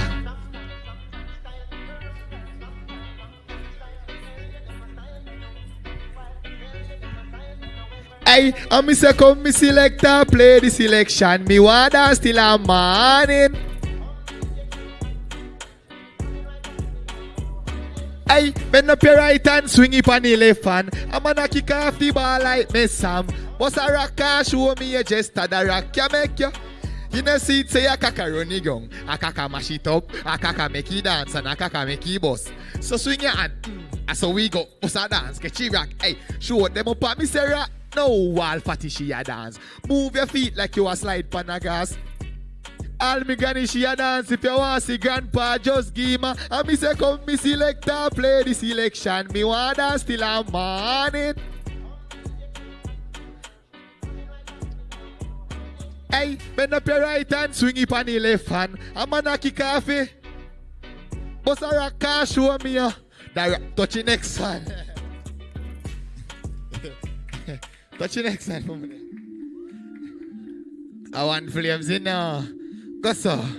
Go so. I'm going to teach you that one here now. Forward. I'm going to teach you that one here. Flames rock. Go so. Go so. Go so. Go so. Flames rock have to take over. Nova Scotia.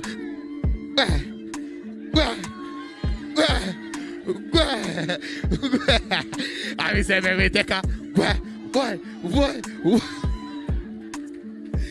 Pull it up there, pull it up. No, sir. Pull it up for me there. Hey, I got some. I want the flames in now. Hey, I got some. Hey, flames rock. Oh, that. You're too bad. Flame Jack if you take over. Nova Scotia. Me bossy bunks. Everybody touch your shoulder. I to the left man I rock it like coaster. Full suit a close cologne at Tom Ford. Let me take a next step. As she a move to the beat, catch your foot there. I'm in a tech chat. You ready headset. Me just a singing at the boat. I'm in a take no check. Go so. So catch it. Me still a dance. So catch it. Dance. Me still a dance. So catch it. Dance. Me still a dance. So catch it. Flame drag. Oh that. You're too bad. We get the next one, bro. We get the next one, bro. Hey. You are now one of my elite employees. Hey, I'm be say.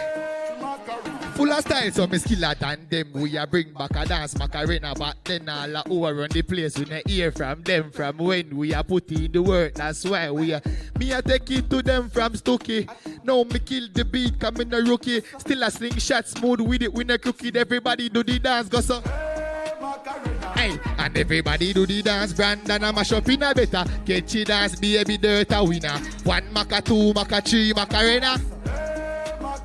Hey, and everybody do the dance. Nico a mash up in a better. Catchy dance, car 50 a winner. 1 Maca, 2 Maca, 3 Macarena. Full of style, so me flow like river. Me full of Kyle and me charge you really bunks a dance. You can't figure the word for put in. Me name fi get bigger. Young star man a public figure.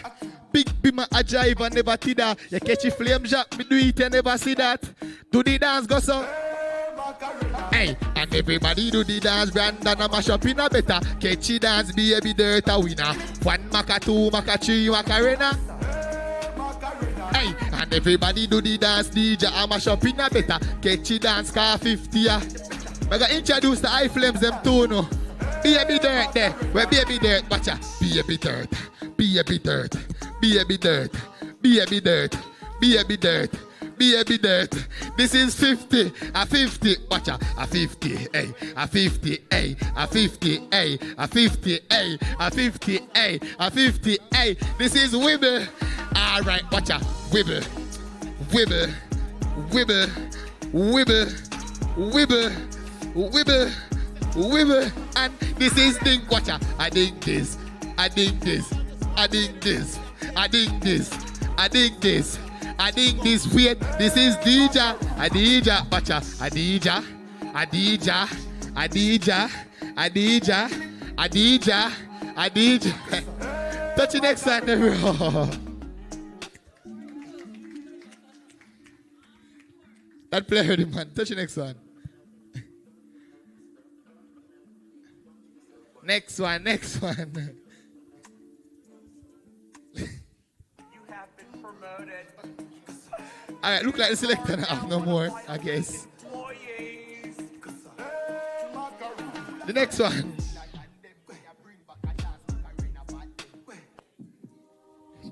That is it. I want flames in now. Watch the vibes when we bring us up. Turn it up. Watch the jam, mash it up. That style you go stay so them curry up. If you can't catch it, dance up, you hurry up. Huh? Hurry up, huh? That dancer too bad, the bet you can't catch this Spencer, yeah. Purple jeans, I beat it authentic. Stepping at the beast, a GLE. So catch his style where the whole of them want do. High flames a lead when I ask you. Baby dirt I call you. Beat them, teach you, make ya. Cut your hand like a pananac. Yo, catch 50 and a clap. Better say we slingshot pan another chop. Because so, world dance. Them a follow now, watch his style. Tapping eyes. Yo, dirt just poppy Kyle. Party now, don't turn now. Watch the vibes when me bring us up. Turn it up. Oh, watch DJ, mash it up. That style you go stay so them curry up. If you can't catch it, dance up, you hurry up. Huh? Hurry up, huh? That dancer too bad, the bet you can't catch this. Spencer, your girl, I watch me like Netflix. Purple jeans, I beat it authentic. Stepping at the... So catch his style where the whole of them want do. High flames are lead me now. Beat them. Next one. Yeah.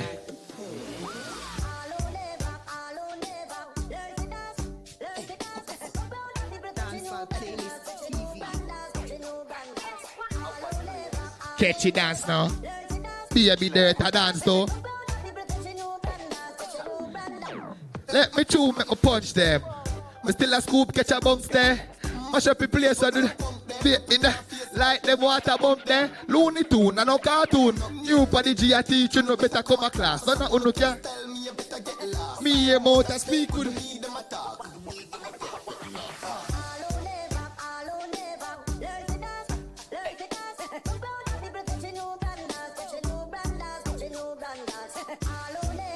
Catchy dance now. A DJ dance too.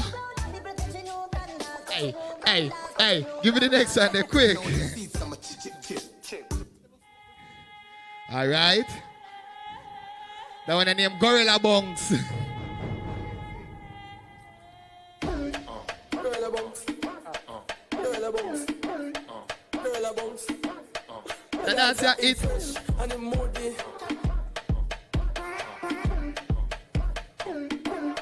The dancer is fresh and the moody. Hey, credit card you use it. Boy, Gorilla Bongs are the new it. I'm gonna know when I rich but I don't Gucci. Hey, I'm gonna funny say can't use me. Boy, so don't call me. Hey, I'm a biggest target. the dancer named Gorilla Bongs. Alright then, Gorilla Bongs. Gorilla Bongs. Gorilla Bongs. Gorilla Bongs. Gorilla Bongs. Gorilla Bongs.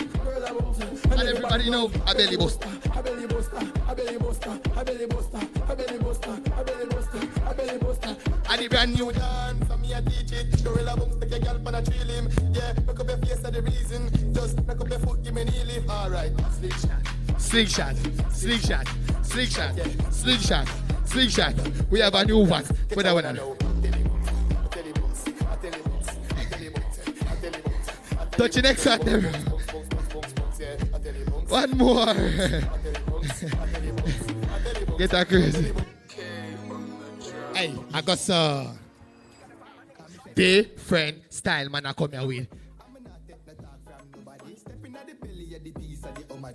Who are on the dancing that we govern it? Different style man I come here with. I'm not take no.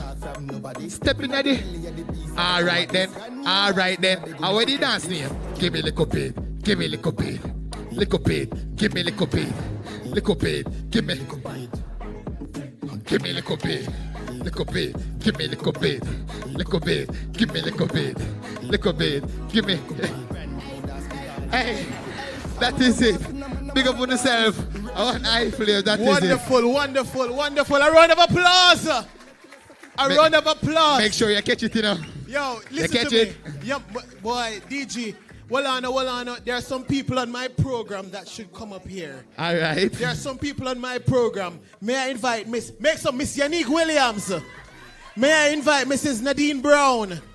May I invite Michelle Edwards? Yes, man. DG, you come to. I'm inviting Samantha. Samantha, come to. I'm handpicking. Madam, that answer the question. You come. Yes. National Council for Drug, you come. You come. You come. Come. It's a youth thematic working group. Young people, come, miss, come on, come. If you can represent, you come. Yes, no, both of you come. Christina, put on your laptop and come. Javon Keys, you come. You're all over your work. It's youth thematic working group. Yeah, man, we're doing the simple one. We want to show that the youth thematic group is working well. Carissa, you come. All right. Mitchell. Charlene, you come. Right. Mitchell, you come. We want to show.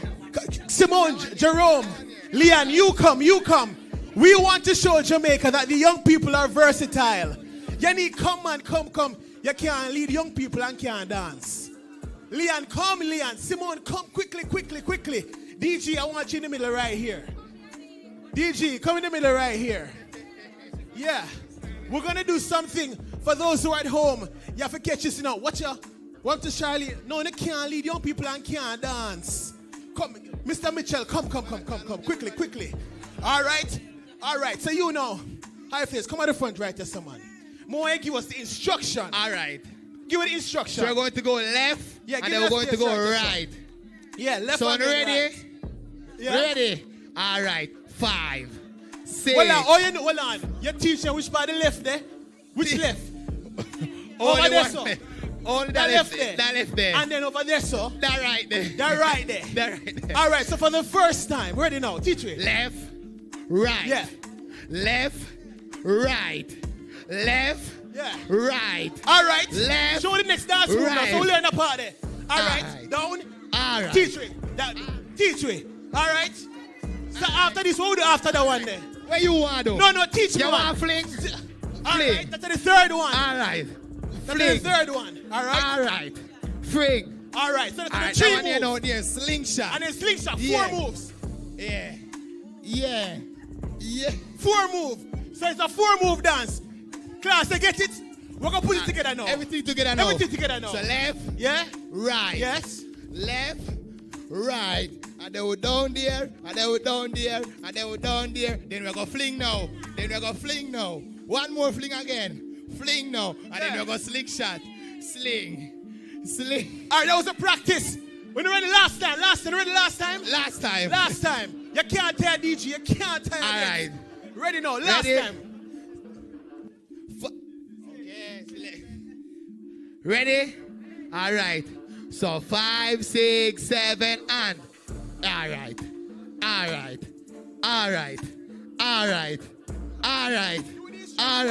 Ready? Down there now. Down there with it now. All right. We're going to fling now. Fling 2 times. All right. Ready? Fling. One more time. Fling. One more time again. Fling. We're going to sling shot now. Sling. No man, I'll be a dancer there, so watch out. Yes. A round of applause, ladies and gentlemen. Thank you so very much. Wow. Listen, it's amazing how generations just, it's amazing how generations transcend. Wasn't that wonderful? Anybody who booked them forget a raise. Anybody who booked them a 100% salary increase. Yeah, man. Wonderful. This special meeting of the youth thematic working group was just wonderful. Can you imagine if we had a chance to do the event that we envisaged before Hurricane Melissa? Jamaica would have been in a problem. Maybe that would have been the hurricane. So, back to the formal. Listen to me, man. These young people must be drinking and eating, because after that, you don't need no gym. I'm trying to gather my breath. Jerome, how did you manage? Oh boy. And Yannick, I want you to send a memo to Charlene and Mr. Mitchell. Mr. Mitchell was there. Okay. Was Simone there too? Because me no know only in a youth division and can't dance. You're represented. She's not very well. Mr. Pinto is there. You know, I wanted, please let them know that when we're having this type of activity, we cannot be on the 17th floor. Weren't you nervous? I'm just like, well, at least I'd pay them there. Because I'm just like, they would have to prepare for that disaster and give us emergency management. But let me just come under here. All right. So, listen, wonderful. I want to invite our presenters and entertainers to the stage, and they'll be presented with tokens of appreciation. Now, Yannick can actually come for this one. Lord, send up our pressure. All right, Keisha. Wait, Keisha isn't here. She's left. Okay. Thank you for this. Well, Mrs. Nadine Brown.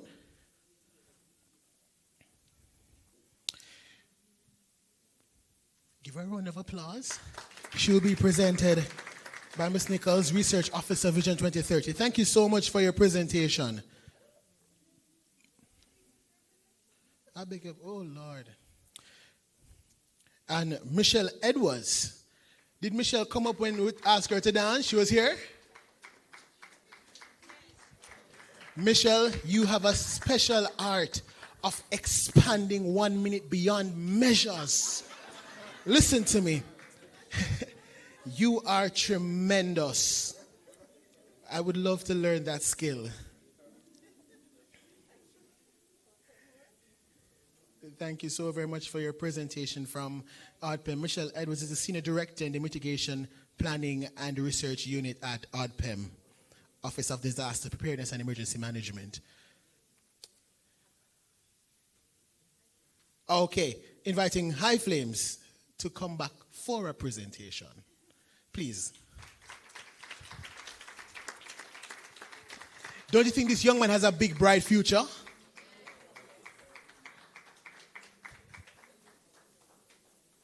Please, on this side. And your team, yes. Yeah, I forgot to stretch the gift, but...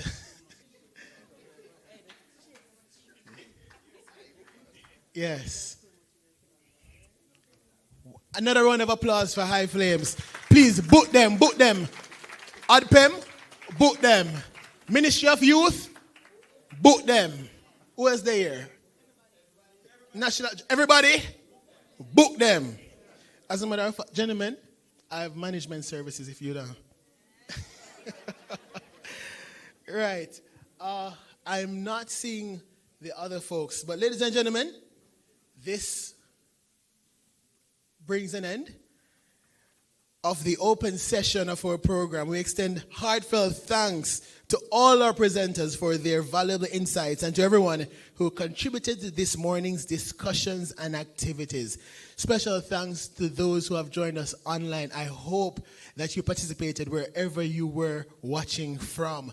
And of course, reminding you that we're going to be posting on our social media platforms questions for you to participate, for you to respond, for you to get your own opportunity of a prize. For those who are in person, you were tremendous in your support and engagement. A round of applause for you. So, until we meet again, I'm reminding you, well, we can all say together, our mission for Vision 2030 is to make Jamaica the place of choice, raise families, and do business. And as we look to the future as young people, I'm reminding you that youths are not for tomorrow. The youths are for today. And we're not called to be bystanders or observers of change as young people. We are called to be the agents of change. We are called to roll up our sleeves, to do the dirty work, to build the pretty Jamaica that we want for tomorrow. Thank you so much. God bless you. Walk good.